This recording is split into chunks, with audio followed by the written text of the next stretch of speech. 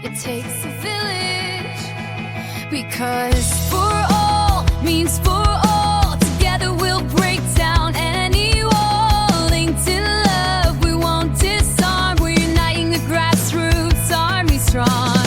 So press play, feel the spark. This is where the movement starts. It takes a village and we're the proof. Truth in action, raising the roof. It takes a village. It takes a village. We rise together, louder than fear. One voice, one fire, crystal clear. From every banner, every street, unity moves on dancing feet. We rise together, we're strong. A million hearts singing one song.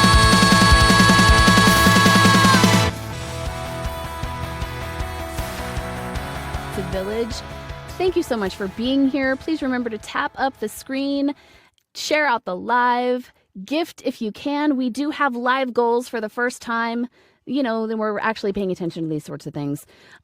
If we get to 100K likes at the end of the show, we will be donating to Bernard's campaign. So definitely important that you tap up the live, help us meet those live goals if you can, and share this out with somebody who needs a little democratic pick-me-up. This is It Takes a Village, where we don't just talk politics, we build power. We ask better questions, and occasionally we flip a metaphorical table, mostly.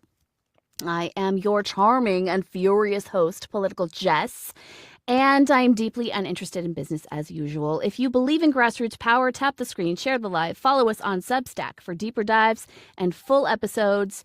Grab some Village merch to speak your truth without saying a word, or sprint on over to our Instagram. Also, every little bit helps.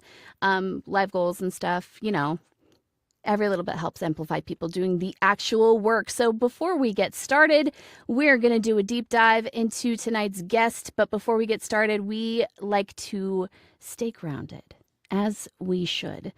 So, Village, we don't actually begin with chaos anymore. we begin with clarity. Hope isn't passive, it's practiced. This segment is called Journeys with Jen, where reflection meets action, and we take the energy of this moment and turn it into something real that we carry forward. Our incredible moderator, Jen, is going to be here to set the tone tonight with something hopeful and something actionable. And I'm going to take a drink while she's talking. Something you can actually do when this live ends. So, Jen, thank you so much for joining us. The mic is yours. Now's a good time to grab a drink, guys. Hey guys, so we have been talking quite a bit about things that we can be doing right now to help prepare us for midterms, help not us feel like we're in a paralyzed situation. And one of the biggest things we can do right now is making sure that our friends and everyone we know are registered to vote and getting the word out. As most of us know, there's early voting going on right now in Texas. So it's important to be getting, if you have early voting available in your area, you need to know about it. So there is an app that is vote411.org.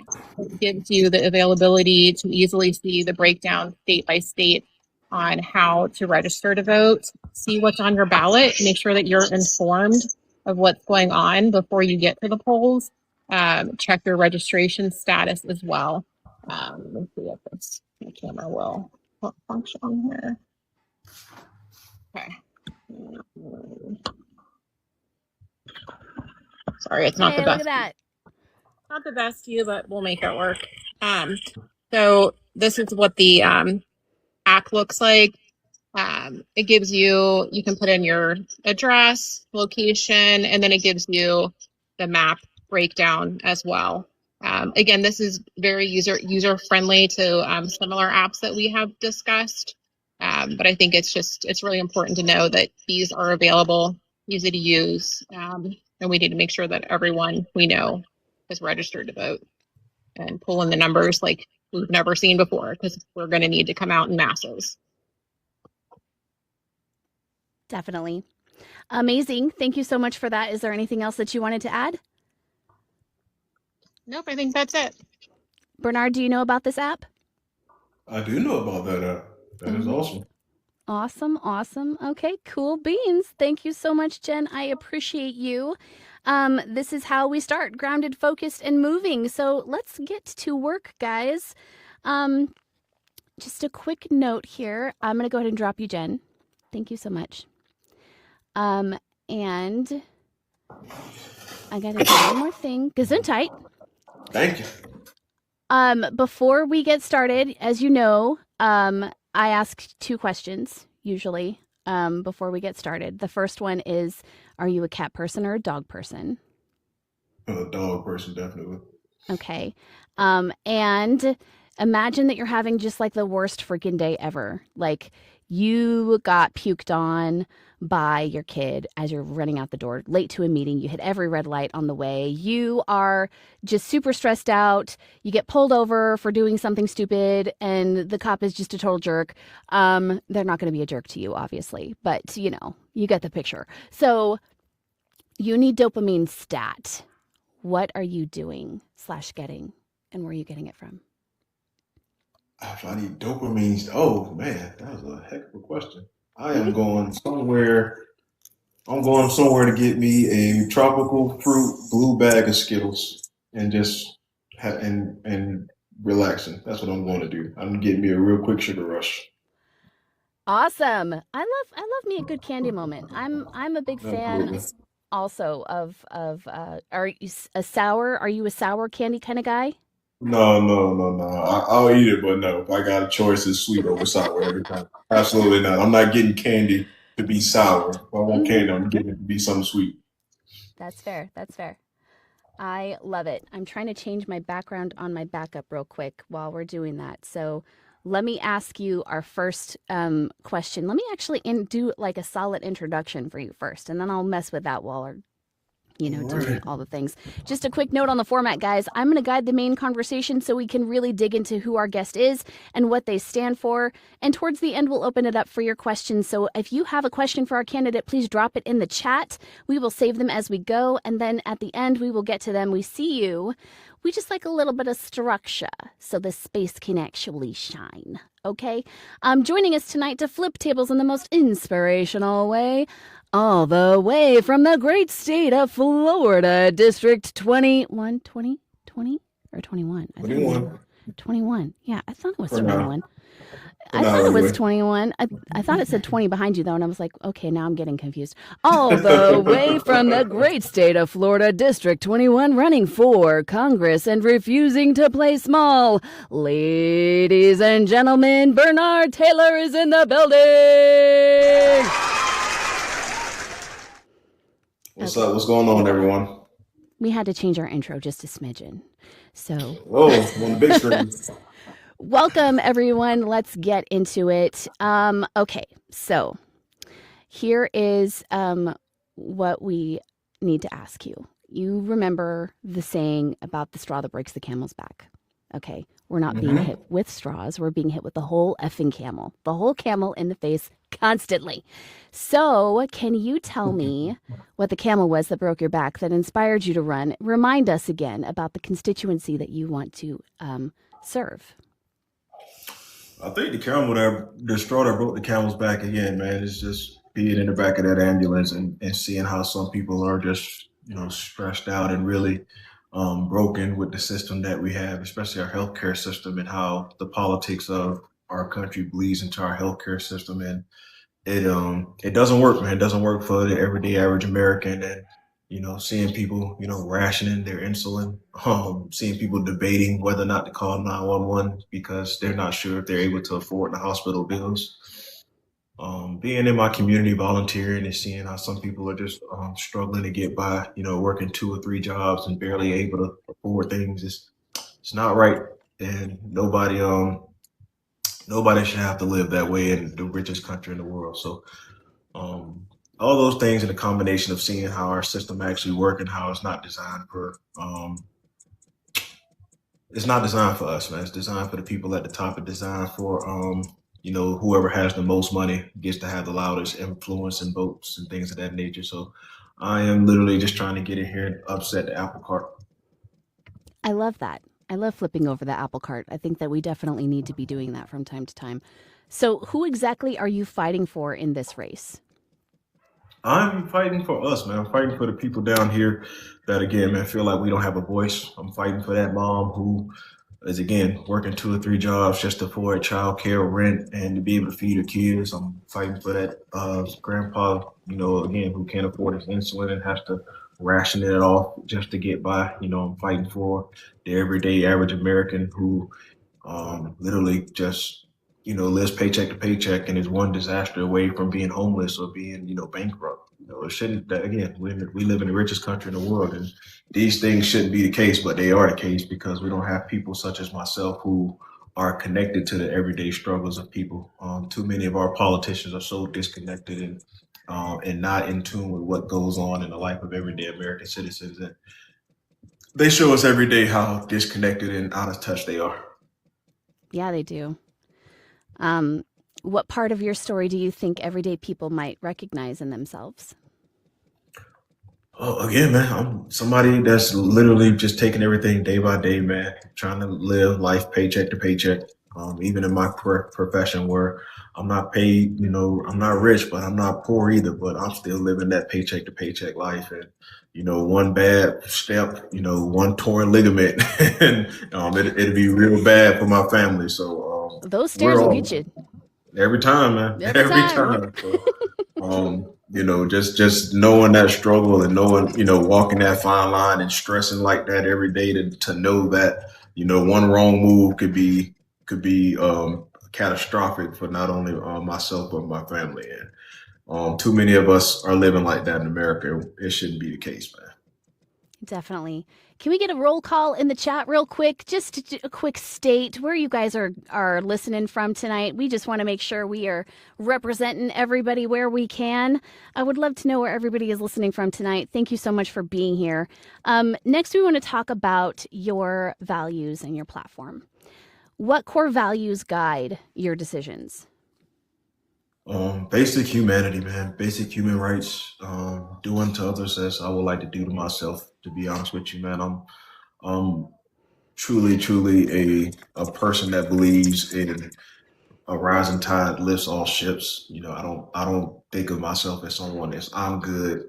Screw everybody else. I'm more about like I'm not good if everybody else around me isn't good. So that's kind of how I live my life. Those are what my values are. It's literally just, being a good person and trying to instill that into society, looking out for others, helping those who need it, protecting the most vulnerable in society. Those types of things are where my values lie. And I'm trying to infuse that into not only my district, but into the office that I hope to attain. And hopefully there are enough people like me that get into these spaces that we can actually affect change, because again, I'm only one person.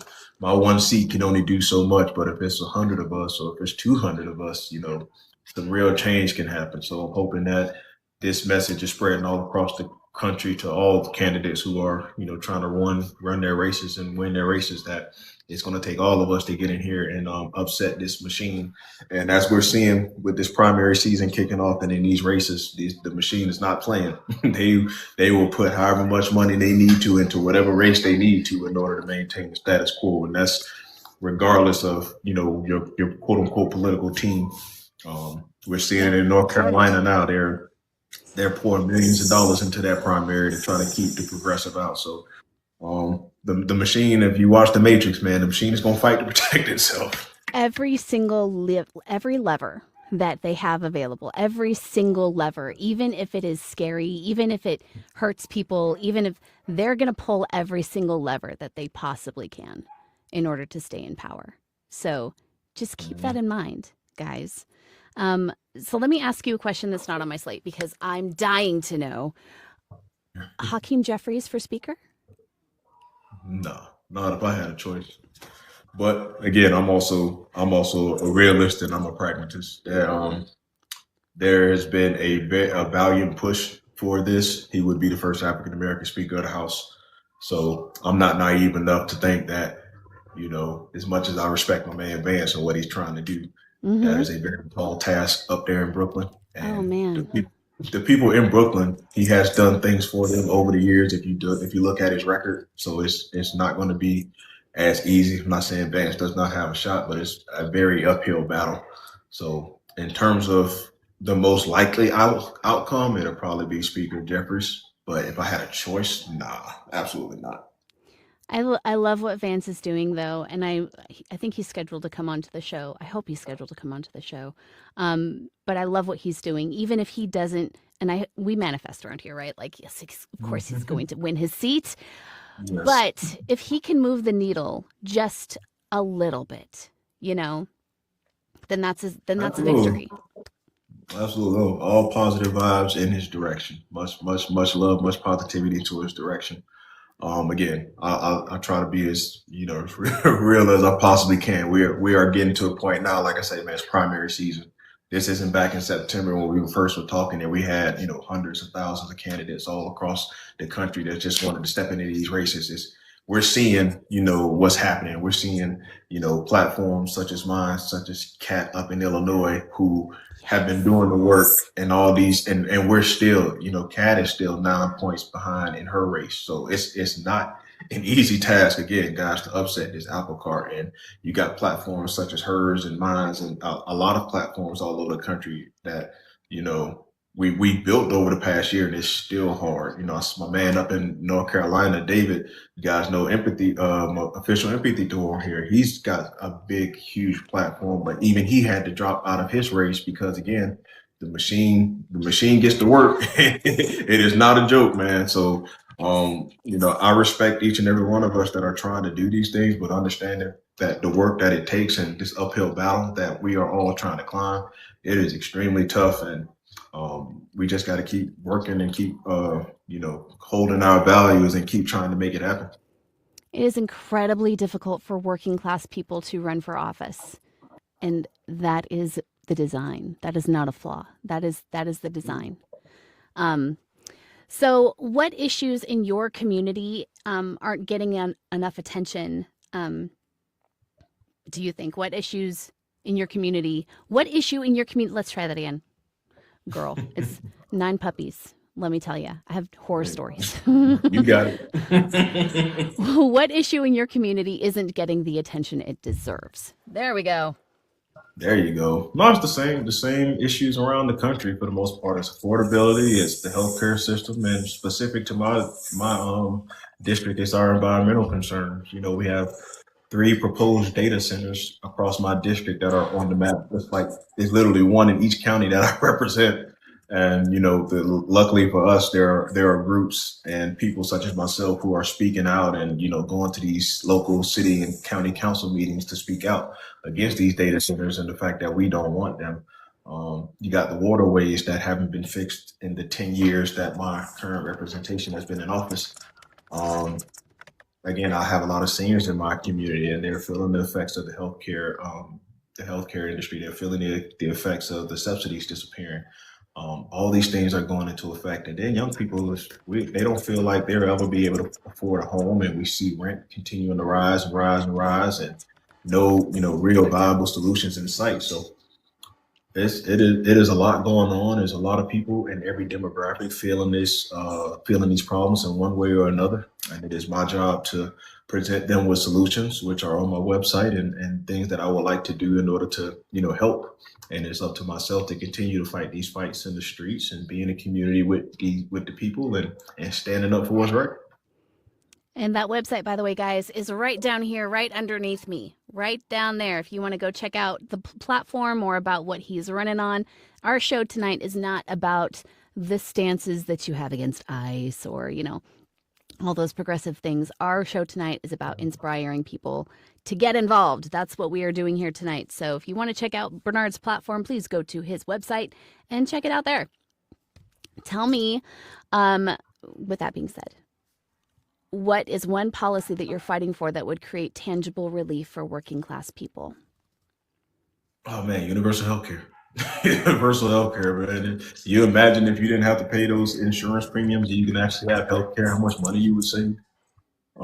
Just to fight that battle and weighing all the pros and the cons and having those discussions with people, not only on my side, but people on the other side who are against it in terms of the financial costs and things of that nature, kind of running those numbers and showing them how it would actually be productive and save this country money as opposed to the current system that we have now. But um, again, universal healthcare, and then the pathways to trades proposal that I have on my website, being able to have high school students graduate with a trade skill to give them access to better jobs as they're coming out of high school. Because imagine if I was able to graduate high school and I had already my EMT license, or finished the fire academy before I graduated high school, or got an HVAC license, or all these different things that could have propelled me to start making decent money. And even if I wanted to go to college, I could have at least afforded to, support myself while taking classes. So those two things I think definitely will help.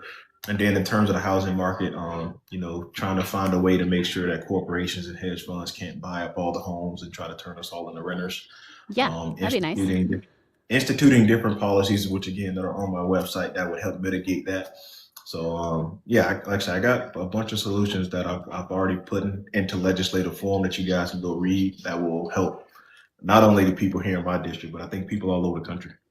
I think that's amazing. This whole trade school thing that you got going on is so important because there is such a shortage of blue collar workers out there, and like people aren't going into those trades, and they should be, because those are great jobs. Most of them are union jobs. So, yeah, love that you're doing that. By the way, so how has your lived experience shaped your platform?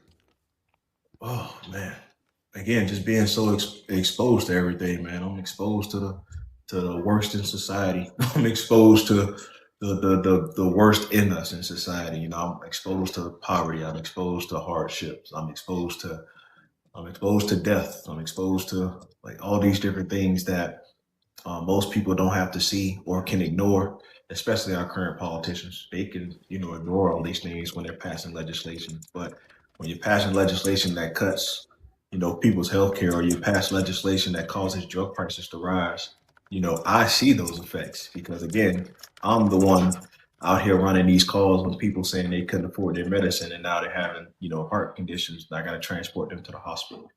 I'm the one taking these people to the hospital, seeing the emergency room overcrowded, nurses overworked and stressed out because we have so many people using the emergency room as a primary care physician, as opposed to being able to actually see their primary care physician. So, Yeah. my lived experience is actually being among the people. I'm out here in the farmers markets talking to local farmers about the things that they're facing and the struggles that they're having just to maintain and keep their farms afloat, and how the development is basically coming in and destroying their way of life. So again, I'm at career days at schools and at high schools and elementary schools and middle schools, and I'm talking with kids and seeing how they think the world is going, even with their limited scope. They don't feel like they don't feel positive about their future as children. Like, I remember when I was a kid, man, I didn't know nothing was going on in the world. I was happy all the time, and it's just like you see kids now and the things that they're exposed to so much more information than we were as children because of the internet and this. Yeah, man, you just want to make a world where people have hope. And I think right now a lot of people don't have hope, and I'm hoping that my campaign helps instill that hope in the people, especially here in my district. That's awesome. I thought I heard a baby crying. Is he okay? He's upstairs with mom. He's okay. Okay. Okay. Just Probably making sure. probably hungry right now. If you needed to go and take care of, please don't feel afraid to step away if you need to go handle some business. Okay. No, he's all right. He's probably hungry. Okay. Fair enough. Okay. So let's talk about trust and accountability. Okay. And I'm going to ask you a question, and then I'm going to hold your feet to the fire. Yes, I just said that to a fireman, y'all. So here's the question. Many people feel burned by candidates who promise big, bold, progressive change, and then they cave once they get into office. How do you ensure that you keep your promises? And when I ask you that, I'm also going to add a caveat, because the other night I happened into one of your lives that you were on, and it was a more conservative audience. But there was a bunch of people that were in there watching that, and they felt like some of your answers were not true to the platform that you've built. And it left a lot of people wondering, who is this man? Because he doesn't sound, you sounded more like a libertarian. You agreed with a bunch of their points, and I know that's not I know you, but I would love to give you an opportunity to not only answer that question, but to talk to people who maybe heard some of the things that you were saying on that live, and give them some reason to believe that you are who you say you are, for I lack of a don't better want term. Yeah, no. I'm very honest about what I believe and the things that I believe would help our society. I'm very honest about, the progressive values that I hold because I want to see our country progress.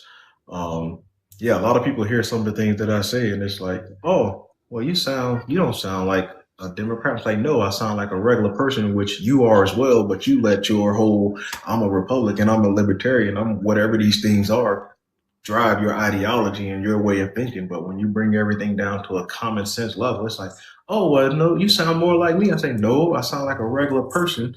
You stop paying attention to your party labels, actually pay attention to the conversations that we're having, and you'll see that you as a Democrat or you as a Republican or you as an independent libertarian or whatever, we kind of agree on where we want to go. A lot of you guys want universal health care. You just want to know how it's going to happen, where the finances are going to come from. And I'm the same way. I'm not saying run up the credit card to get universal health care. I'm saying let's have universal health care, but let's figure out how we can get it in our budget so we can also address our deficit as well. I'm all for progress, but I'm all for let's smart progress. Let's do it in a way that we can afford it. Meaning that if I got to cut from the defense budget, who doesn't pass an audit ever in order to fund the universal health care, in order to make sure our deficit is handled, yes, I am being fiscally responsible with a progressive.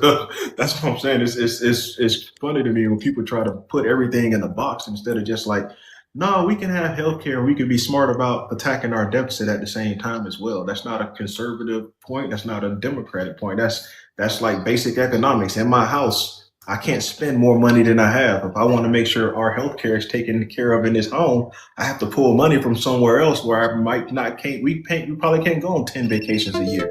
Probably can only Right. go on one now, but we all have healthcare. You know what I'm saying? So Yeah. that's kind of my thing. Like I don't have to I'm completely honest about who I am and what I'm trying to do. And again, I'm trying to make sure that we do what's best for everyone and we progress this country forward.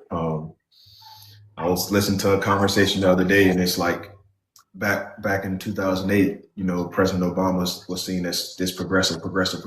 And when you look back on it now, a lot of people consider him a moderate. And I just can look at that as like, oh, so we did progress. We moved the needle. Yeah. Because if he is considered a moderate as opposed to when he was first running, he was a progressive, that means we've progressed to the point where now his positions are considered middle of the road. So I want to continue that progress so that 10 years from down the line, somebody can look at something like universal health care and they consider that a moderate position as opposed to a progressive position. But that's just me. I'm going to give y'all some homework to do. I want you to go on YouTube when this live is over. Don't do it right now. Don't do it right now. When this live is over, I want you to go on YouTube and I want you to look up George Bush versus Ronald Reagan and watch their debate. Okay? Because the way that those two men sound in 1980, they sound radical left compared to what the Republican Party stands for right now. It is insane. So that's your homework. That's your homework, guys. Okay, so when the pressure comes from party leadership, from political expediency, from the way that things have always been done, what keeps you grounded? So the fact that I know that I'm not above saying peace. I'm out. I'm not above saying get somebody else to do it. Like I love what I do. I love being a firefighter. Like I'm not gonna stop doing I'm not gonna stop my passion. I'm not gonna stop being out here to help others. I still plan on being on the fire truck and being on the ambulance and serving in Congress because like most people, I need two jobs just to get by. So Yeah. I plan on continuing to stay grounded in my community. And again, at no point in time will I compromise who I am. I'm perfectly fine with being the only person standing alone in a room full of enemies. I'm built for it. I'm strong enough for it, and I'm always going to stand up for what's right, even if I'm standing alone. And, if that means after 2 years, they say, all right, this guy ain't going along with the program. We got to try to find somebody else to do it. Okay. Peace out. I'm Bye. out. I'm out. I'll holler. Amazing. Okay, so how will people know that you're still accessible once you're in office? I'll still be doing stuff like this, man.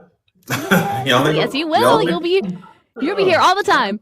absolutely. Y'all ain't gonna get rid of me, man. I know who helped build this platform and who was with me in the beginning. I'm not gonna go up here and be fake with all these people. Like I already got my whole staff that I plan on bringing with me to DC. Then there's all people from that I met through Right? here.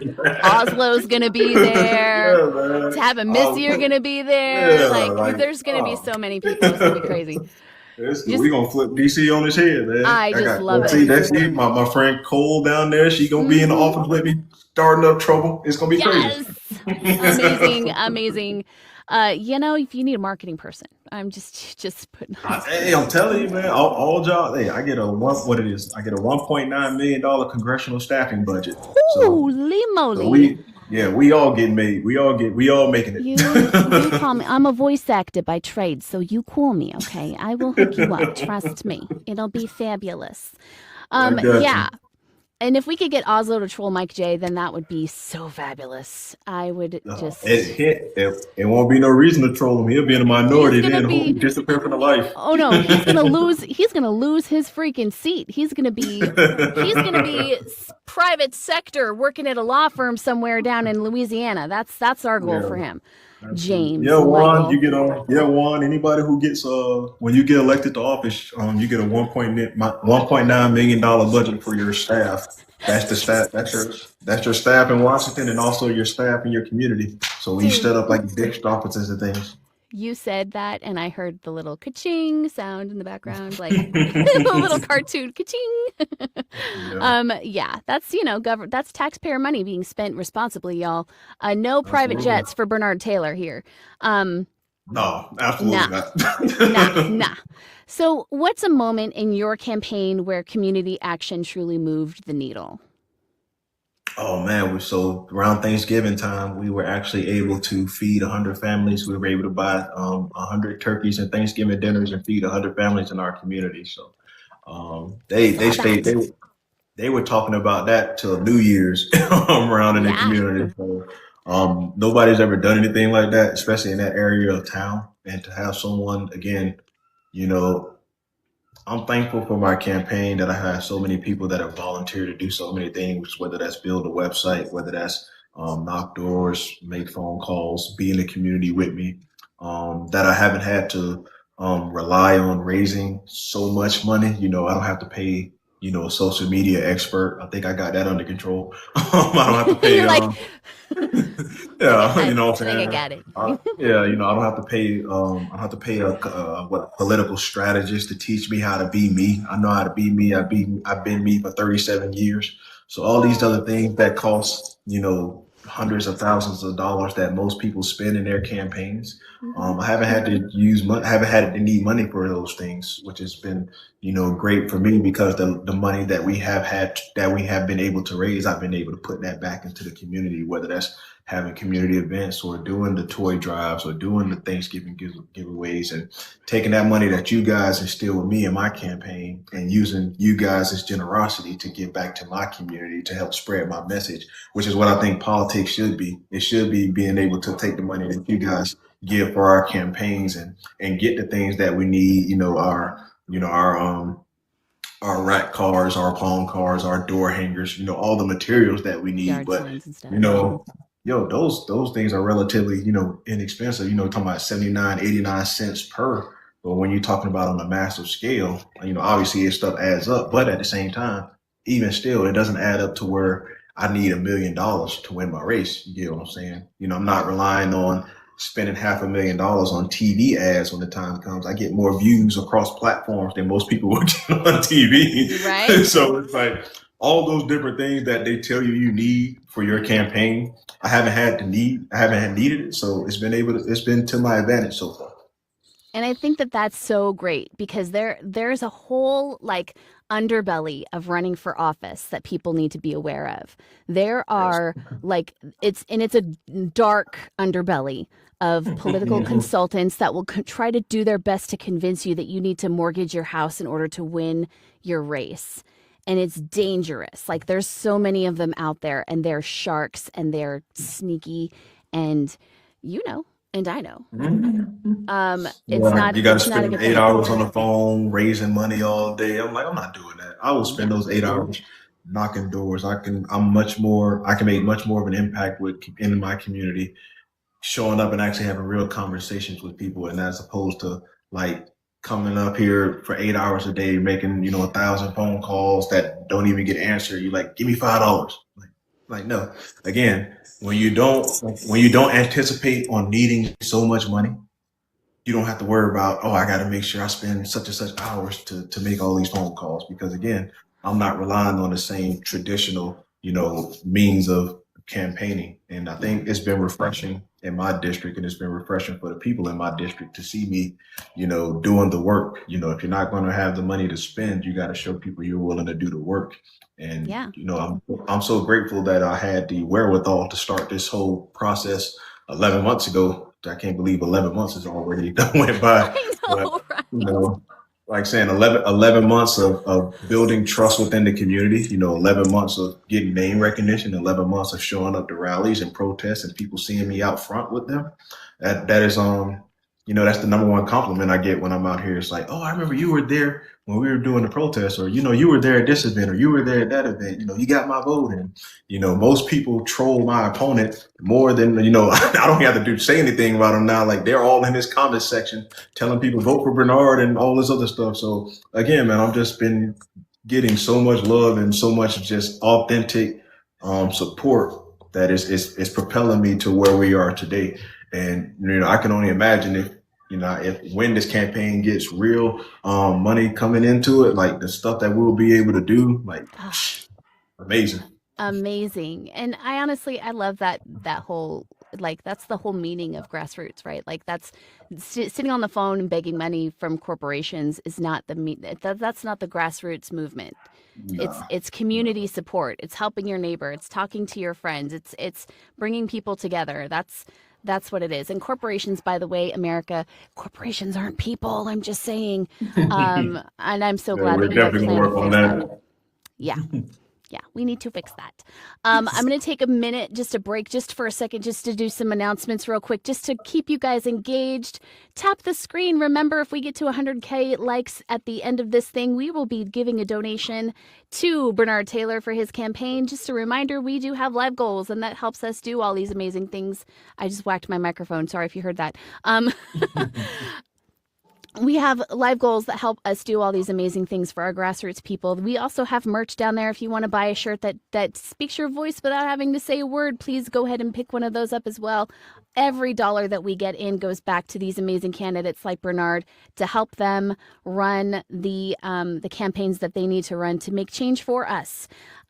Very important to do. Like the live, share it out. Make sure you're following Bernard. What are you doing? If you're not following Bernard, what are you doing? What are you even doing?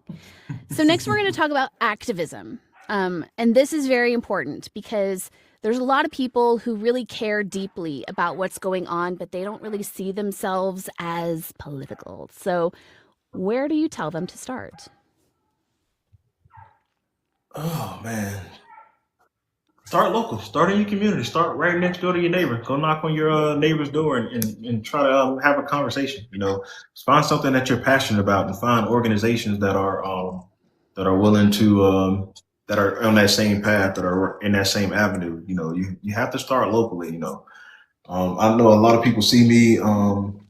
It's funny. A lot of people see me jump into this thing, and it's just like, oh, let's just go straight to the federal level. And it's like, yeah, that's not kind of how things work. I know sometimes I make it look easy at times, but that's not how it goes. To be honest with you, most of this stuff really does start at the local level.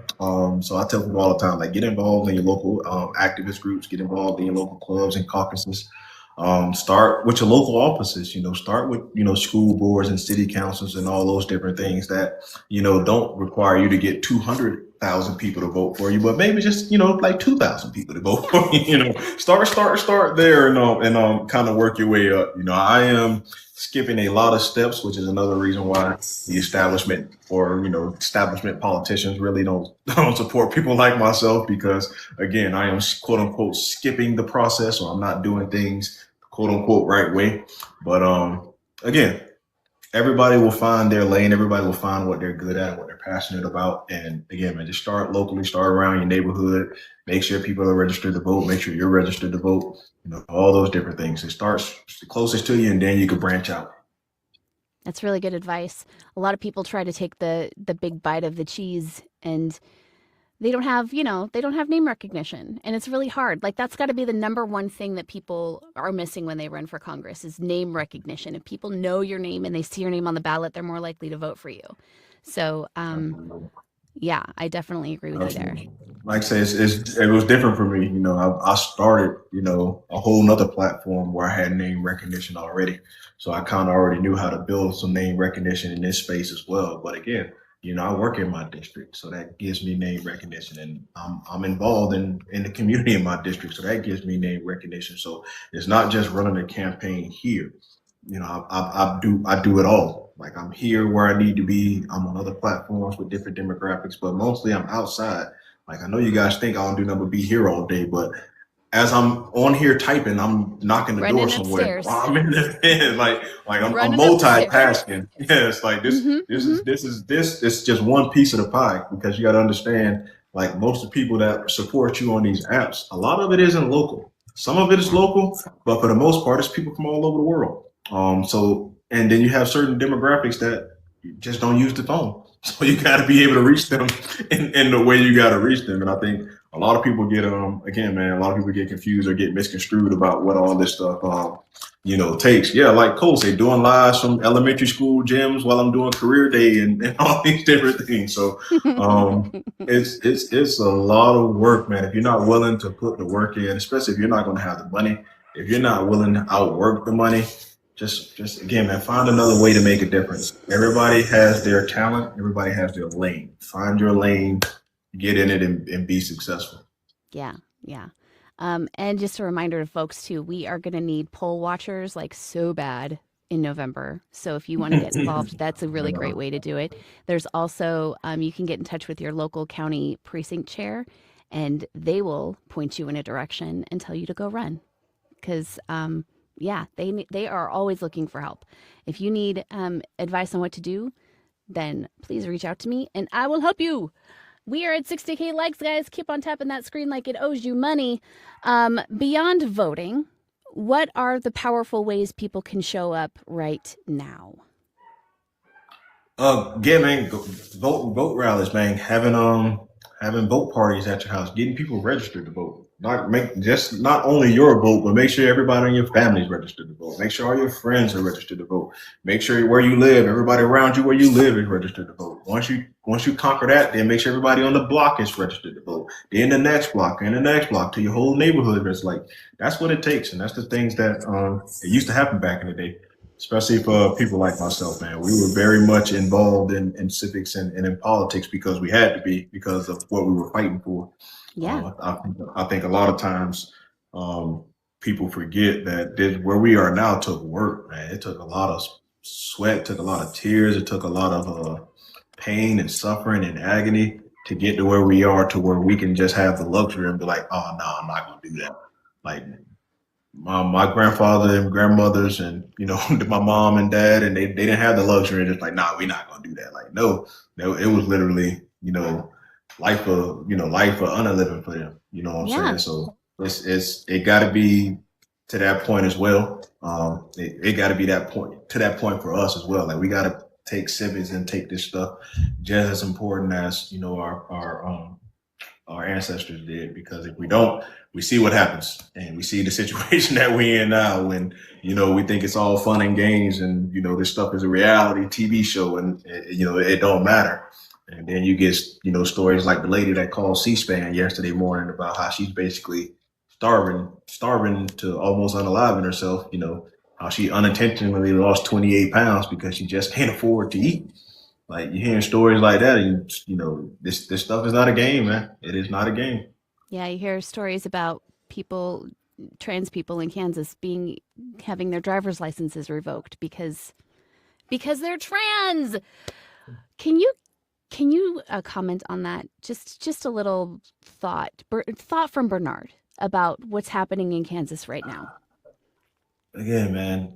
You can cuss on this platform, by the way. I'm just leave people alone, bro. Just leave people alone, man. I don't understand the meaning and the foresight of just wanting to be in everybody's business. Like when I grew up, man, everybody just mind your business, man. Do what you do what you do. As long as you ain't hurt nobody, you ain't hurt me. I don't fuck what you got going on. But we got to get so involved in other people's lives and the things that they're doing, especially from the people of small government. We don't want the government to be involved in nothing except our culture wars. Like when it comes to the money, no, we can't be. We don't want the government involved in the money. But when it comes in terms of how a person should live their life, we got to get the government involved right now. It's ass backwards to me, man. And again, I'm fully on. Let's leave people alone. Right? Ain't nobody bothering you. Let people live their life. Like regardless of who you are, what you got going on. I'm in my house chilling. Like you out there living your life. It ain't affecting what I'm doing right now. So I don't understand why everybody got to be in everybody's business like that. We have a candidate coming up on Monday who's running for a House seat in Kansas, and she's a trans woman, and she has to. Effective at midnight last night, her driver's license was invalid. She drives 25 minutes to work every day. So she had to take time off of work on her dime. She had to go to the DMV and get a new driver's license with a gender marker that she doesn't identify as. And that is going to put her in danger. Like, that's going to put every time a cop pulls her over, or she goes on an airplane, it's just maddening to me. It's like, why do you guys care what's in everybody else's pants? It's insane. Yeah, I don't get it, man. It just keeps them talking about something while they continue to rob us every day. And it's unfortunate. Yeah, they're vilifying one whole very small population in order to distract people from the actual. This stuff ain't new, man.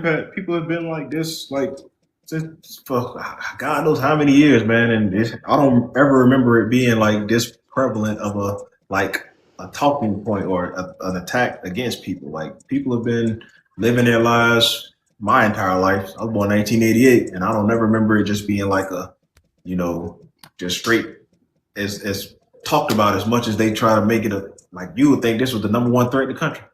Right. That and the 10 Commandments in schools. Like, what? There's so many crazy things happening right now. It's not left versus right, people. It's up versus down. Trans people, gay people are not the enemy. Anyway, tangent. Sorry about that. What helped you move past the fear when stepping into this arena? You're like, I was never scared. Come on. Did you see me? No, I was never scared. What's the worst thing they're gonna talk about me? People been talking about me for my whole life. Like they gonna get in the comment section and say something crazy. I've been doing social media for 5 years. People always get in the comments saying something crazy. Ain't nobody ever gonna 100% agree. You're not gonna get 100% agreement with everyone on anything. Like there are gonna be people who will never agree with you. You can tell them the sky's blue and they gonna argue you up and down, man. It's like once you realize that, man, after that, it's just like, whatever, man. As long as you don't put your hands on me, you can say what you want. No, just don't touch me, don't touch the family. It's whatever, man. And once you get past that marker, again, they try to dig up things on you in the past. I'm like, okay, good luck. I play video games and watch movies. I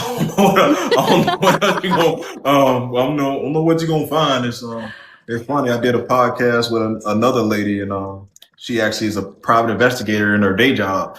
And before we started the podcast, she was just like, I don't know who you hired to like scrub your internet background and scrub your background, but I couldn't find nothing. And I was like, well, when you live a life like I do, and you just play, Madden and, watch Harry Potter, can't get no trouble. So it is what it is. You know, those video games are so dangerous. Yeah. So I I mean, mean, when you don't have to worry about things like that, like stuff coming out and like ruining you or ruining your family or putting you in a compromising situation, it's the best way to run, man. Because I mean, what attack ad are you going to do? You're going to try to attach me to some stuff that I don't believe in because that's really all you got. yeah. Good luck. Has your opponent started to attack you yet on the No, campaign trail? we're the primary. He ain't. I mean, I'm pretty sure he knows about me because, like I say, people troll him all the time. In fact, there were some people up in Washington today at his office. They sent me the audio clip, and they were kind of they were talking with his deputy chief of staff, and kind of calling him out on some things. And one of them was like, "His people don't support him. Bernard's going to win that race now." So I think he might not say it out loud, but I'm pretty sure he knows who I am and the things I got going on. And I got way more ears in the street than he might think. So I know he knows who I am and what I'm doing. So I haven't seen anything yet because again we are in the primary. So he's not even. I'm hoping that it's me after August 18th, but there are two other qualified people in this race. So we'll see how it goes. I still can't believe your freaking. I still cannot believe your primary is in freaking August. Florida, baby. Florida gonna Florida every time. But we'll see. Again, did Florida try to do something yesterday as far as like my friends who are trying to get on the ballot via petition? They made a new rule to where if you are considered an inactive voter in the state of Florida, meaning you could be registered but you haven't voted in a while, and they made you inactive, your petition doesn't count. So now that eliminated a bunch of. So now they invalidating a bunch of people's petitions, which is why again I never wanted to go the petition route because I know Florida too well, and I knew that they would try to do something crazy like that, which is why I'm trying to raise enough money to pay the filing fee, which is almost $11,000. Have to have that by June. It was by the end of August, but because they're doing redistricting here in the state of Florida, they're taking up that special session in April. So they pushed back the qualifying period to June, which is good for me because it gives me more time to get that almost $11,000 so I can make sure my name is on the ballot. But they didn't change the qualifying petition date, which I think is sometime in March. So people have to have their 3,000 signatures by I think the middle of March, and I still know people that aren't even close yet. So holy crap. Yeah, like I say, man, Florida gonna Florida every time, which is again why I'm not leaving my chance to be on the ballot up to anything that can be manipulated like that. Because again, you can see that they can make a simple rule change like, oh, never mind, this person's inactive now, so their petition doesn't count, and they don't have to give you a reason why they're considered an inactive voter. No. So again, if you are here, if you're in Florida, if you're one of my friends in Florida that's running and you're thinking about doing it by petition, I get it, man. It's hard to raise money. But if you don't get them petition signed, you still got time to get that money up by June, man, because they is not playing fair. Well, they're not. I mean, it's DeSantis, right? So of course, they're not going to play fair. So how is redistricting, again, Texas resident here? So there's like a whole lot of twinsies, nightmarish stuff happening between Texas and Florida right now, and I get that. Yeah. We are your future. Just putting that out there. So how is redistricting going to impact you? Are they planning on drawing you out of your district? And will it be possible for you to change districts once they do that? It depends. Well, in Florida, you don't have to live in the district where you run. Okay. So that's one thing. Secondly, it depends. One of the districts, which is District 20, is kind of weird shape. It's shaped like a cookie.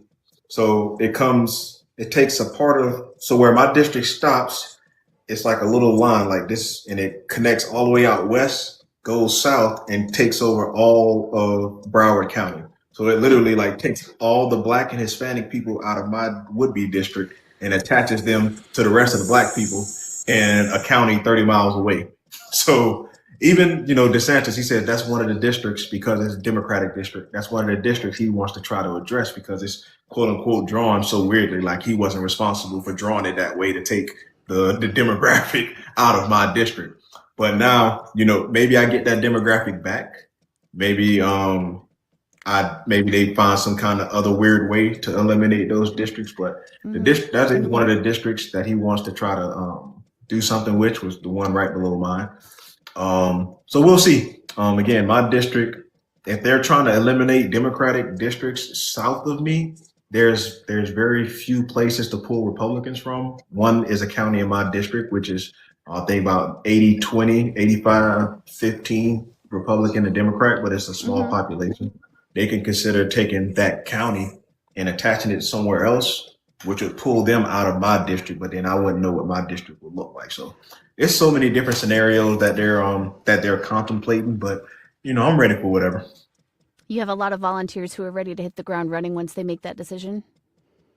Yeah, no, we got I think like 60 people signed up to knock doors, and I think almost like 50 some odd people ready to make phone calls. So it's about getting organized and finding a way to make those phone calls, because again that costs money to rent out like different services to be able to put your phone bank in and all this different nonsense. So just trying to figure all that out and make sure we have enough money to commit, because we don't ever want to commit to something and then we don't have enough funds.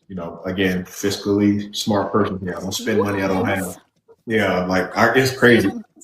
I'll look at some of these people where they campaign their filings, and they be like they're negative like $13,000 or negative $25,000 for their campaign to what they owe things. I'm like, no, if I ain't got the money, I ain't going into debt trying to do something I can't do. That's crazy. That's scary. Yeah, let's not do that. Yeah, crazy. Just a little reminder, guys, we're at 84K. Please keep tapping up that screen. If you like what this guy is having to say, if you like what he's talking about, you can actually volunteer to help with his campaign also. So if you want to phone bank for him, you text bank for him, please reach out to his campaign. I'm sure the man will put you to work. So how do you stay engaged without burning out? And what advice do you have for other people to stay engaged without burning out? There's too much work that needs to be done, man. There's too many people that depend on what you're trying to do. There's too many people in my community that depend on what I'm trying to do, man. Ain't no burning out, man. Again, that firefighter in me, it's people that count on me and depend on me every time they call 911 in their worst situations in life. So when you operate under that pressure, when you've been dealing with that kind of stuff for that long, and that's kind of like your mindset, all this other stuff is just another day. So that's how I kind of look at it. Just continue to take everything day by day, figuring out how I can make an impact in the community, figuring out how I can be most productive, and moving forward. Again, the main thing is trying to reach and teach and get my message to as many people as possible. I truly feel like the more people see who I am in the district, and the more people that hear my message, and the more people that I have conversations with, the better my chances are, because that's how you win. If people don't know about you, they can't vote for you. So, and that's where the finance comes in. It comes in with being able to help my message get to as many people as possible, the most effective and smart way as possible, not just pissing money away and throwing money down the drain. Yeah, throwing money at a problem only works if you are, part of the 1%. But they don't do that. They don't throw money at problems. So, okay, let's talk about this moment that we're in. How angry are you with what's happening right now? Scale of 1 to 10. I am at about a 13, but I have mastered being able to keep my composure, obviously, with my line of work, and also remembering that I'm still a government employee. So my family still depends on me being able to keep my career going. So I can't express how I want to express myself at times. I push myself to the limits that I'm allowed to go to without jeopardizing my livelihood. So it is very frustrating at times for me that I can't get on here and speak as freely as I would like, but I think I do a pretty good job of expressing myself and getting my points across without having to raise my voice or to use a whole lot of profanity. Not saying that I'm against profanity, but I try to keep my I try to be very demure. Is that the word, demure? Demure. Yeah, Demure. yeah, Yes. yeah. Yeah. My grandmother always said, "Man, just because you talk loud, don't mean you're smart." So I keep myself right here at all times because, again, it's kind of hard to yell and argue and do the whole WWE of politics when somebody's just Mm-hmm. literally talking to you like this. So, and it's always fun too because you do get some people that try to try to escalate the situation. And fortunate enough, learning de-escalation techniques through my career has helped a lot. But Yeah. I am very cautious, and I also am very poignant when I tell people like, hey, just because I'm not getting too demonstrative, don't let that fool you. Yep. It could be a whole different conversation really quickly. So you just keep respect, and I will be respectful. That's fair. I think that's fair. I think most people, not most people, but a lot of people have forgotten how to do that. I myself am a very emotional person. I wear my emotions on my sleeve and I cuss a lot. Kim and Jen will attest. I love you guys. Okay, so guys, just a reminder, we need to get 10 more K likes so we can make a donation to Bernard's campaign. If you have questions for this man, we are just ready to open it up to everybody for your questions. Also, live goals are in effect. Donate to this man's campaign. Website is below. What does courage look like to you right now for everyday people? Standing up when it's hard, putting your values and your integrity and your character in the forefront, speaking out speaking out against what you know is wrong, speaking up for what's right, even when it's might be unpopular in the community that you're in or the people that you surround yourself with. Again, I'm running a campaign and I'm speaking on some things and I'm standing on some of the things that I say, knowing that most of the times when I go to work, I work with a lot of people who probably don't agree with some of my stances. But I'm very open and honest, and I'm a very public figure, so I don't ever go to work afraid not to stand on my business if somebody was to ever ask me or try to confront me on some of the things that I believe. Luckily for me, that has never happened. Most people know me and know who I am, and they respect my opinion. Um, they respect me and who I am as a person, and they know my values. So it's been good. I actually got a lot of my brothers in the service who are actually going to support me and vote for me, even though they may be aligned with a different ideological party, and that's because to them it's like I know they know me and they know who I am as a man, and they know that regardless, at the end of the day, I'm trying to do right by people, trying to do right by everyone, regardless of who you are, where you come from, or what you believe. Yeah, I think that's really important um, to do. And it's tough right now because, people are afraid to speak their minds about things. People are afraid they don't want to they don't want to piss anybody off. Well, you got to understand too. It's like I'm not naive. Like Yeah. I'm almost 6 feet tall and almost 230 pounds. Like ain't nobody just gonna run up on me. You know what I'm saying? Right. Like it's a little bit Bet. different when you're speaking to me as opposed to like talking to some other people that you might feel you can be more physically dominant over. It's different when you are a little bit physically imposing some. So it's kind of like we're not gonna get too out of pocket because we don't know how this is gonna go. Which again, I myself am a big teddy bear. Like I'm not gonna lie to you, I'm more of a passive person. So the fact that again, I try to carry myself in a way that it never has to escalate to those situations because I don't want to have to escalate it to those situations.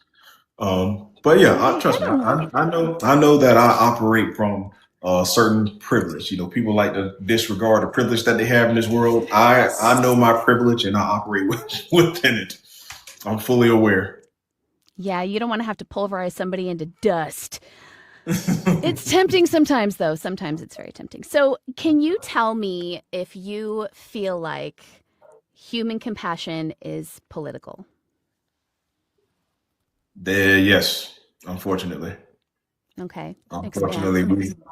we live in a society, especially as a lot of these young men have been, red pilled to believe that empathy and compassion is a sign of weakness. Unfortunately, and I never grew up that way. I grew up in the church. I grew up as the son of a pastor and the great grandson of a pastor. So I grew up, learning about, learning about the Bible and the things in the Bible that it teaches us, which is to have compassion for our fellow man, to help those that are underserved. The actual things that are being taught, that were taught in the Bible. And I'm not saying that to everybody got to believe what I believe. Again, man, I don't care what you do as long as you don't hurt nobody. I'm just saying those things that I learned that were taught to me are what shape how I feel and how I think you should be in society because of those teachings that we're supposed to follow. Be kind, be the peacemaker, look out for the poor, look out for your fellow man, and all those different things. Welcome the That again, stranger. yeah, those things that were actually a sign of strength. I didn't know that. I never thought empathy was a sign of weakness. I always thought, being compassionate and being empathetic was a sign of strength because it takes strength to care about someone just as much as you care about yourself. It's easy to ignore things. It's not easy to actually take the weight of the world and the weight of other people on your shoulders. Yeah. So how do you feel like that can change? Like what do you think is the antidote for that? More people like myself who can show men and young men especially that there's nothing wrong with being compassionate, there's nothing wrong with being empathetic, and it starts with kind of I know you see some of my videos and I like troll some of these guys with their workout stuff because they for whatever reason, like these conservative people think they just invented workout culture. So anytime I can kind of get in there and troll them on that type of stuff, it's like, hold on, like that's cute, but step your game up. And it's always like, wait a minute, who's this guy who's supposed to be a quote unquote like alpha because he can do all this strong man stuff, but yet and still he has empathy and he has kindness for others and he wants to help others. That those things aren't supposed to go together. It's like no, they do. They Yeah, they do. do. You've been unfortunately swallowing the wrong pill. So Yeah, it goes way beyond showing Pete Kegsbreath how to do a pull up. yeah. Just saying. So I always have fun with that stuff because I I don't mean, know, it's crazy. Like I don't know when that became like the gym was like a bro. Like what? Okay. what? Yeah. And he will never stop making it fun because he makes it so damn easy. So, yeah. So, how do you acknowledge the exhaustion that people are feeling right now without surrendering to the hopelessness? Oh man, that's a good one. I try to remind people that if you think you're tired now, imagine what it was like for them fighting just for the right to vote, fighting to just be treated equally, fighting to not, have their loved ones dragged out of their houses in the middle of the night and, strange fruited for, trying to speak on what's right. Like you think you exhausted. Imagine what that was like. And then, tell me how exhausted you are trying to fight for what's right now. When you can compare those two things, I'm pretty sure your exhaustion level kind of dissipates. And anytime I think I'm getting tired, I go right back to thinking about those things, and I'm like, yeah, no, I got some more work to do. You got to I'm keep not tired going. right now. I got to keep going. If a 6-year-old girl can go to school with a bunch of people of a different variety, yelling and screaming and telling her she's evil and all those different things, if she at 6 years old can go to school and endure all that, I can get out here and knock a few more doors, or I can get out here and go to a few more rallies and do a few more protests. I can do all those different things. And again, man, it's all about perspective. When you have a perspective of history and where things were and how we got here, it definitely helps open up your eyes to the amount of work that was done and the amount of work that you still need to do. Yeah. I mean, and there's examples of that kind of bravery everywhere right now, right? Um, and I think it's incredibly inspiring. So, as long as we stay grounded in remembering that history repeats itself, And where we are right now, we have been here before as a country. And we have a lot of work to do to make America great, you know? So for everybody, for the first time. Yeah. Just saying. So before we turn questions over to our amazing village people, working title only, I would like to give you an opportunity to let people be involved in the energy and the amazing things that you are doing. How can people stay connected and get involved with your campaign? What can they do right So, now? go to my website, bernardtaylorforcongress.org. See it over there in the box. Go to my website, sign up to help with the campaign. You can sign up to be a part of social media blitzing, which is basically getting on these apps, sharing all the content, commenting on everything, trolling my opponent in his comments if that's your thing. Whatever you like to do. You can sign up for that, making phone calls. If you're in my district, you can sign up to help knock doors. And also, again, you can always contribute to the campaign. Again, every dollar you give, guys, it goes to making sure that I'm on the ballot. Because remember, it's $11,000 to get on the ballot here in Florida. So it goes to making sure that people have an opportunity to vote for me. Then it goes with getting my message out there. So those are all the ways you can help with our campaign. It is truly, truly appreciated. Again, tell people I had no intention of getting involved in this kind of race. I had no intentions of being involved in politics at this level. I saw a need and I stepped into that void, and here we are almost a year later. So we here, we in it. So we got to keep it going. You have kids. You have a baby. Do you have more kids? You have 5 children? Okay. Yes. So you want to ask me again? You want to ask me again if I want a puppy? You want a puppy? Come on. No, I don't. Absolutely not. They're big dogs too. That would be a lot. Okay, so 5 kids. Do you have daughters? No, all sons. Holy mackerel. Okay. That's a good thing. Being in a southern state, your sons are going to have rights, whereas your daughters probably wouldn't, right? Well, yeah. Yeah, but I love that you have all sons. I did not know that about you. I know you had the little one. I didn't know you had an additional 4 more. You almost got yourself. Me and my wife have my 2 youngest, which is my 7-year-old and my baby, and then my other 3 from previous relationships. I actually have an adult son. He's 18. He's graduating high school. Yeah, so That's amazing. I'll be doing my first high school graduation. Me too. My son is graduating in June also. So I'm not ready. I'm not ready for that. Okay, so we are going to open it up to our village people to answer some questions. And I'm going to start with the ones that I can see. So mods, if you can paste the ones that I miss, please let me know. Obviously, Ron Ellis would like to know if you're a Democrat. Yes, Mr. Ellis, I'm running as a Democrat. Easy peasy. And he wants to know if you can talk about courage. Yeah, what specific do you want to know about courage? What do I have the courage to do? Let's see how much courage you really have. I don't think, Ron, I think it's really, let me just say, Ron, because I think you missed most of the show here. This man that you were seeing in front of you is running for Congress. That is courage enough. But he also runs into burning buildings and saves people's lives for a living. So I know that you want to troll, but you might be in the wrong room. I'm just saying. Can you... I said, go to Africa and help your people. That's funny. That is so cute. Oh, my dear. My. It just doesn't stop, right? It's those red pills. Can you talk about, and I'm glad that we got to see that. This will go on our Substack so that people who are watching this episode will be able to see that there's still a whole bunch of really ugly, gross people that are doing their best to intimidate poorly, the people that are running for office. So can you talk about what your plans are for the VA?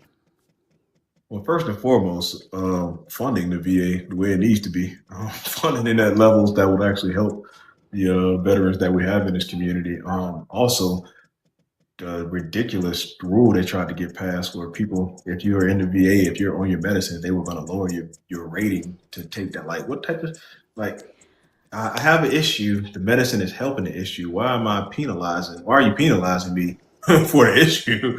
Like, no, like things like that attack our veterans. Like, no, we don't need to be doing anything like that. We need to be making sure that the VA is funded, not so also that it is funded, it is well funded to where we can attack, we can make sure that we are treating all veterans that need to be treated, and also helping with our, our veterans that deal with their mental health issues and things of that nature. I have a VA that's in my district that, unfortunately, people here at the northern end of the district, they can't always get to it because it's so far away and they don't really have transportation. So like making sure that they have funding to be able to transport people to the VA just so they can get seen and get their treatment, like all these different things.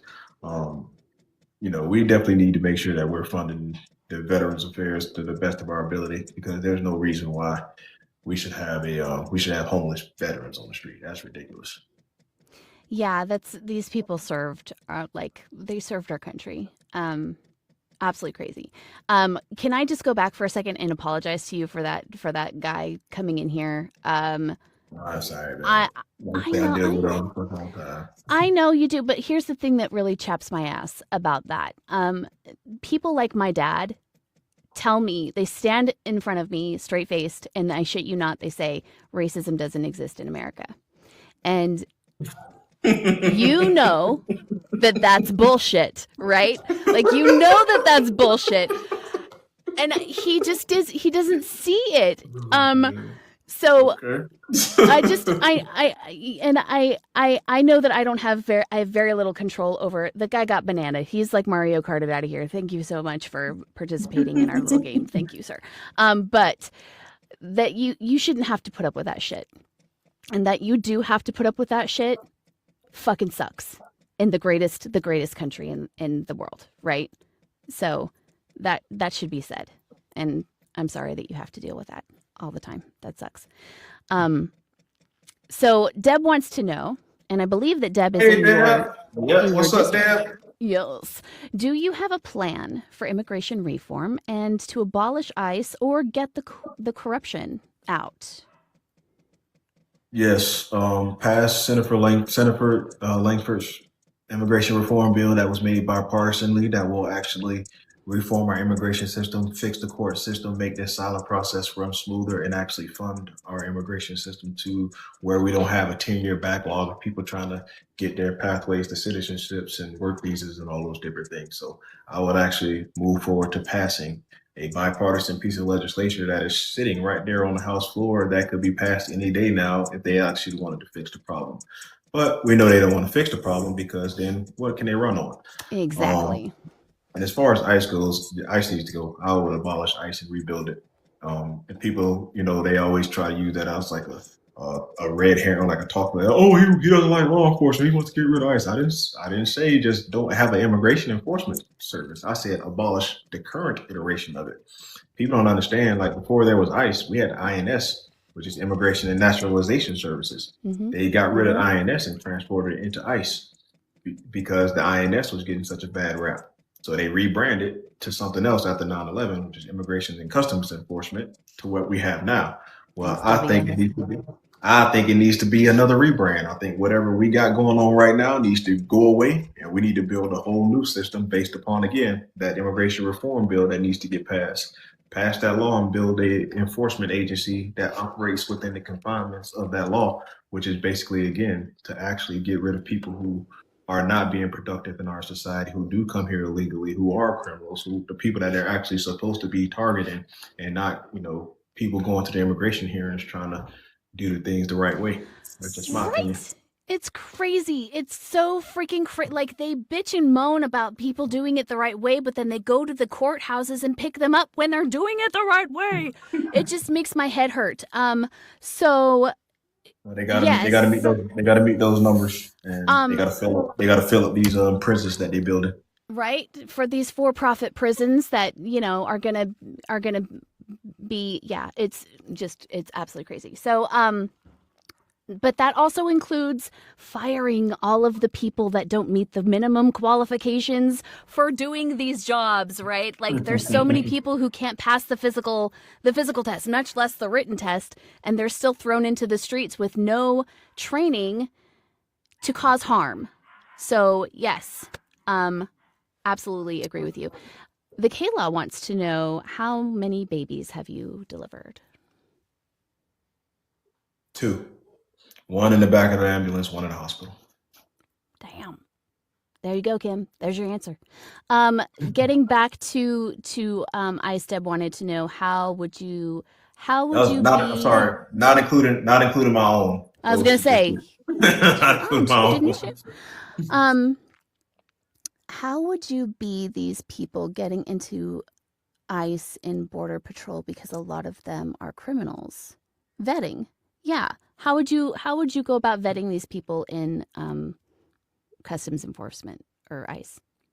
Same way they do anybody. You run a background check, like, oh, you committed a felony, you shouldn't be here. Or hey, oh, you got arrested. I don't think you need to keep going. Like, you have domestic violence charges against you. You're probably not a good fit. Yeah, like the same way they do me at the fire department when I got hired in the background process. If you ain't passed the background process, you couldn't become a firefighter. But because, again, we have the people who we have in charge, they don't care about none of that. They're like, oh, you want to come and help? Cool. Here's your badge and your firearm, and go out there and MAGA. Yeah. What the hell? I don't understand it. Okay, so I'm going to ask you a question, and I want you to be really honest. This is my question. You can be brutally honest here, okay? Do you feel like the system that we currently have right now can be fixed? Or do you feel like it has to be completely demolished so we can rebuild better? Burn it down. Yes. Gotta be. Yes. Got it.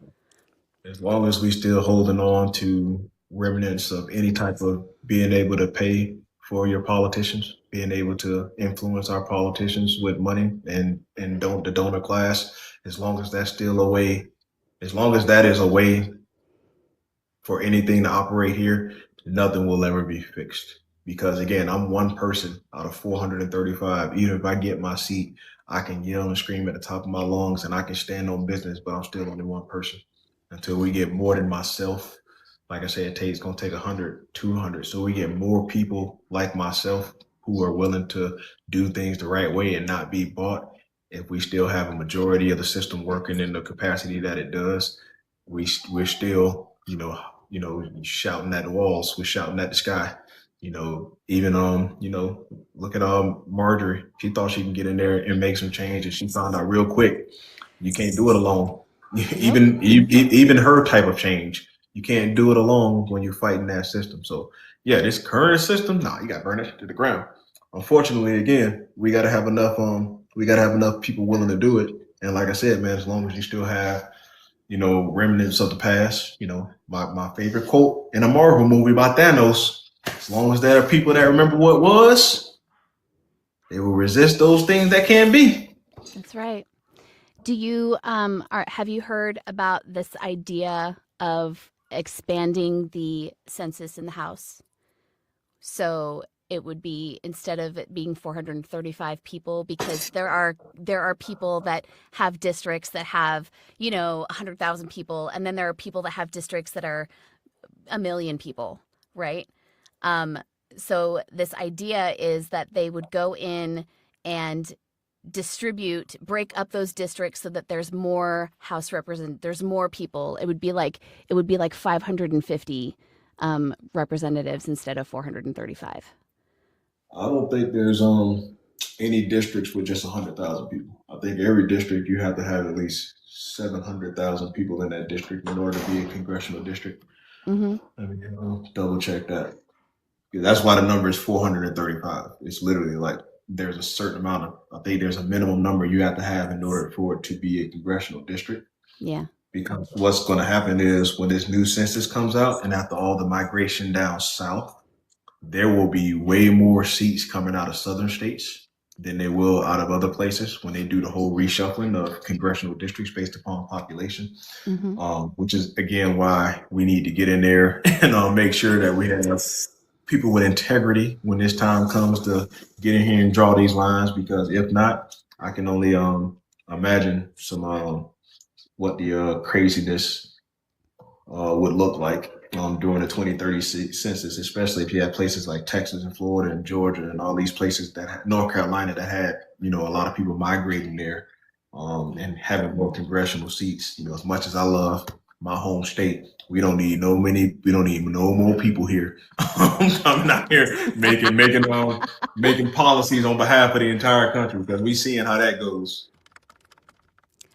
What do you think about the lobbyists in APAC and what's your plan to get rid of those? Dip wants to know.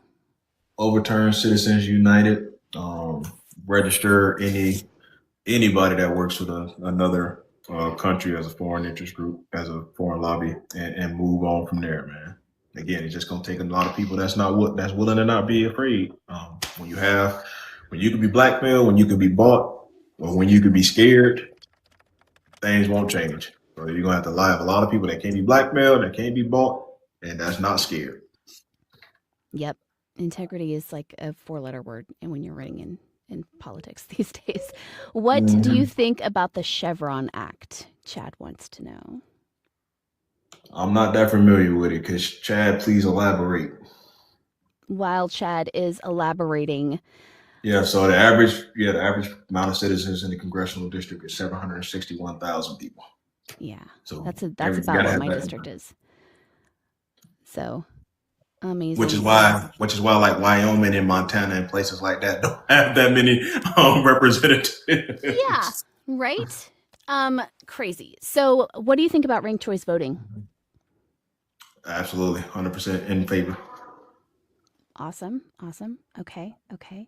I don't know if you're still in here, Chad, but can you elaborate on what the Chevron Act is? I see you're still in here. I'm looking at it right now. You're still in here. What other questions did I miss from the chat, guys? Did everybody get their questions answered? I just want to make sure that you guys are all taken care of. Experts come to Congress but show about environmental issues, Chevron, etc. I think he meant the Chevron doctrine. The Chevron doctrine is where they basically took away, regulatory powers from a lot of these different regulatory powers from a lot of these different oil and gas companies and things of that nature. So the federal regulations on like health and environment and like all these different things, they are more vulnerable to legal challenges now.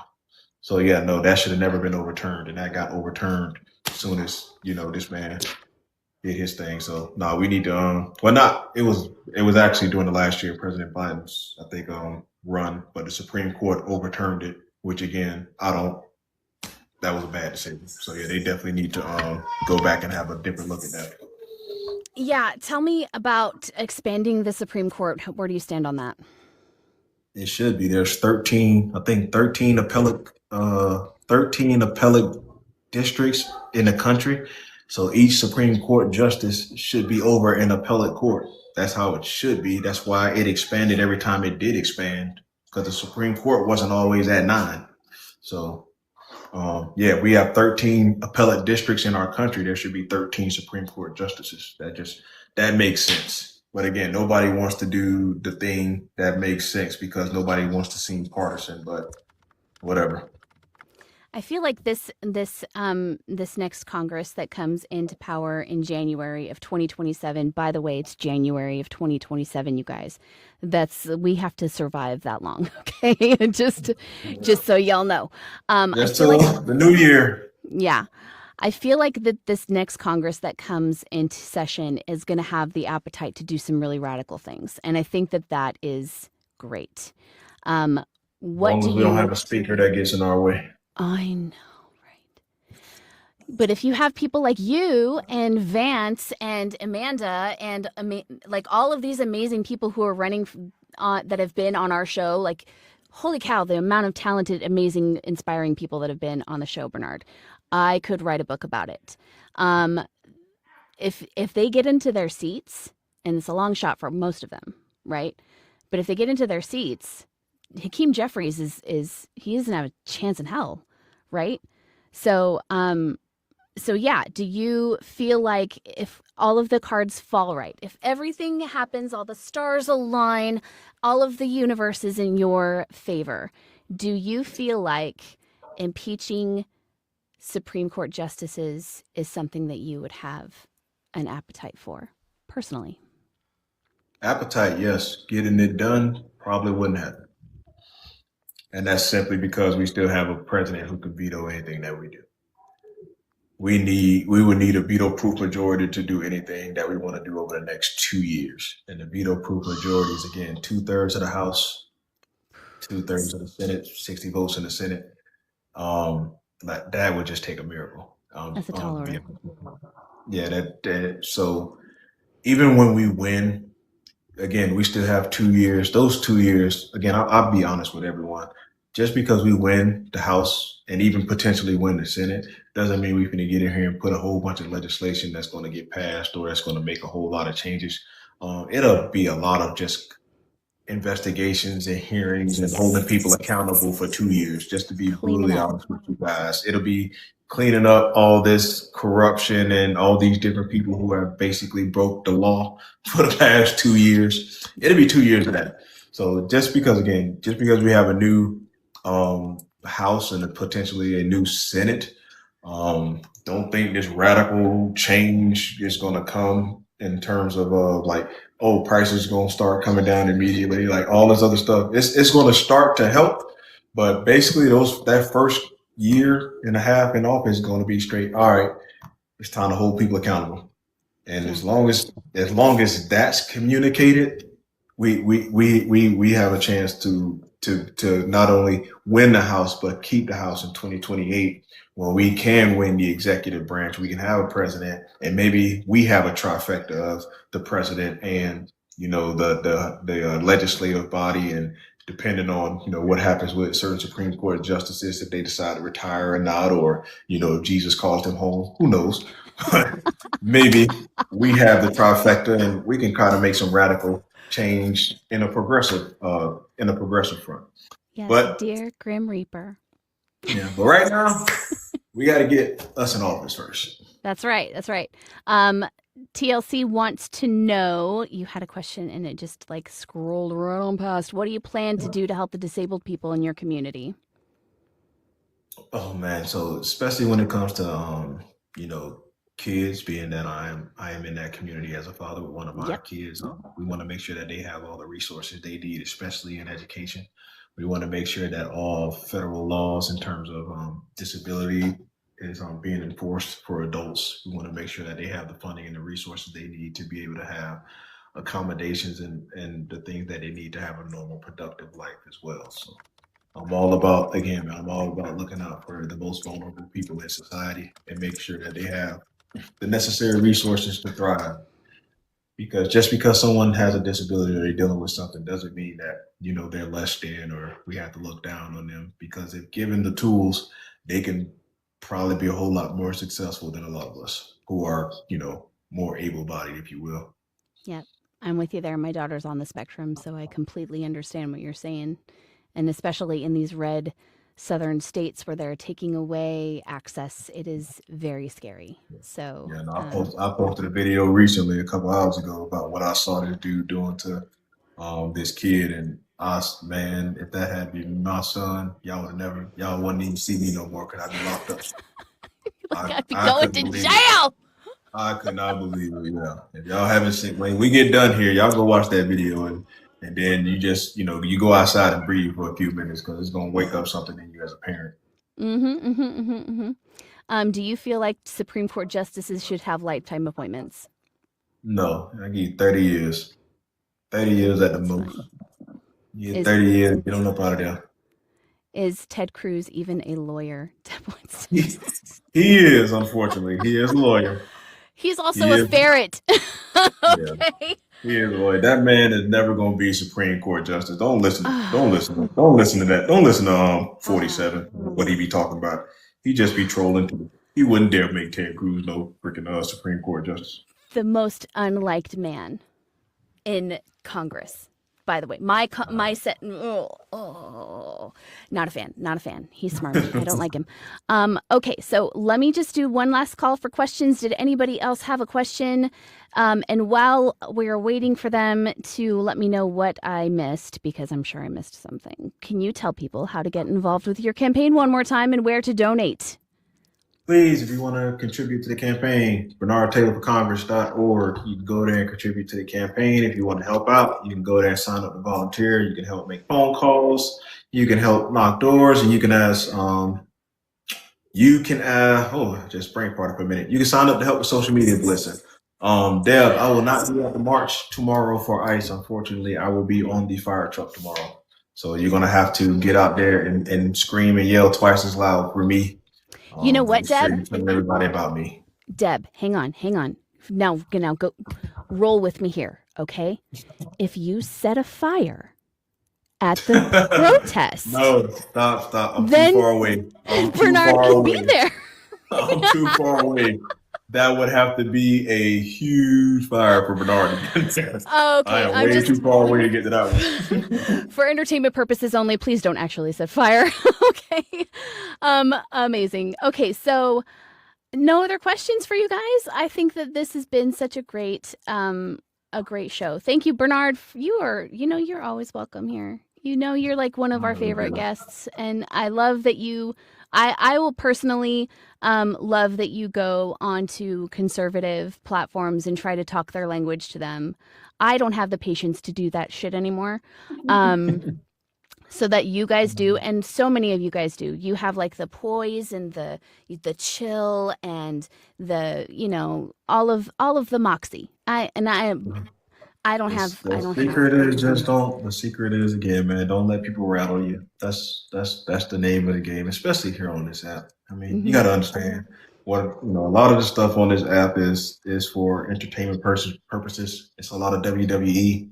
Yeah. It's a lot of scripted stuff. It's a lot of actually some of your favorite creators like get behind the scenes and kind of organize some of this stuff so they can like drum up, the rage and all these different things. The rage machine, yes. So if you are going to be one of those people that partake in those panels, or you happen to stumble in those lives and you hear some outrageous things or some falsehoods or some mistruths, again, just don't let the stuff rattle you. You keep your composure, you keep your cool, you be informed and you be intelligent. A lot of times, intelligent conversation is a great disarmament. And when you come with facts, or you come with, that kind of level-headed coolness, it again, man, nothing can beat it. You can't win against that. I had one man in that same panel talking about, I'm finna get up here and destroy your whole candidacy, right? And I say, all right, sir, come on up. And he came up and he thought he dropped. He thought he did a mic drop. Mic drop. Yeah. And was able to disarm him pretty quickly. And after that, his whole decibel level went from here to like right down here. I was like, I thought you was gonna end my campaign, bro. But it is what it is. So. Life's full of disappointments. What can I say? For some reason, I guess they feel like I'm a regular politician. Like I'm not gonna speak. I don't know what it is. Yeah, I love a good dog walk too. Yeah, it's pretty fun to watch. But thank you. I want to just say thank you so much for being here. You are such an amazing candidate. I would love to have you back. I would love to have you back in a couple months as you get closer to your primary, so we can talk about what has changed since the last time you were here, and what you have learned in your time of all of the campaigning that you've done. And I'm going to throw something else at you. I want to know how you plan to work with the people that are currently running for your seat along with you. Like, I want to know how you plan to work with your opponent, not like your Republican people, like fuck those guys, but your Democratic opponents. I'm going to be asking you about that as well, regardless of who gets the seat. So, yeah. So one more time for the people in the back, tell them how they can get involved in your campaign and what they can do to help support you in your run.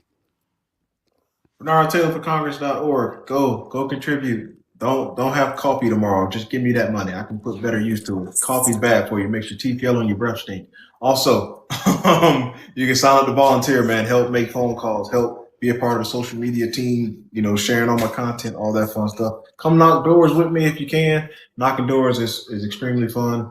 Most people don't answer, so you don't even got to talk a lot. You just leave a little door hanger with my information on it. So, no, man, in all seriousness, thank each and every one of you. I wouldn't be here without all the support I get from every corner of the world and on the internet and in the community and all those different things. So, appreciate you, just like I say, appreciate your platform. I've seen how it's grown. I've seen all the work that you've done since last September, and just tell you to keep on going, keep it pushing. Again, man, everything takes time and brick by brick. Brick by brick. Can they pick up one of those snazzy shirts on your website? Yes. Because your wife makes those, right?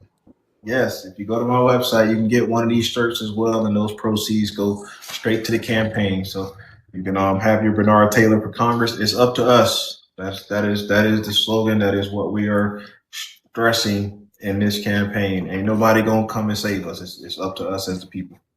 And I just want to let y'all know that your shirt is not going to look as good on you as it does on him.